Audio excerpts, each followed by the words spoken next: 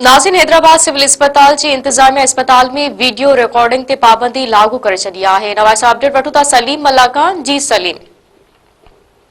जी बिल्कुल, हैदराबाद में सिविल अस्पताल में वीडियो रिकॉर्डिंग ते पाबंदी लागू कई वई आहे। हैदराबाद में सिविल अस्पताल इंतजामिया ऐं पीपी जी मक़ामी अॻुवाण ऐं अस्पताल अमले विच में थियल मुंहुं मारी वारी वीडियो वायरल थियण बाद अस्पताल अंदर वीडियो रिकॉर्डिंग ते पाबंदी लागू कई वई आहे। डेंगी जी फोकल पर्सन डॉक्टर पूनम जतोई ऐं अस्पताल जी तर्जमान पारां जारी कयल ऑडियो ऐं वीडियो बयान में चयो वियो आहे त हाणे को बि मरीज़ सां गॾु ईंदड़ शख़्स अस्पताल अंदर वीडियो रिकॉर्डिंग न कंदो। ॿी सूरत में न त संदसि मरीज़ जी चकास कई वेंदी, न ई खेसि दाख़िल कयो वेंदो, भले मरीज़ जी हालत केॾी बि नाज़ुक छो न हुजे।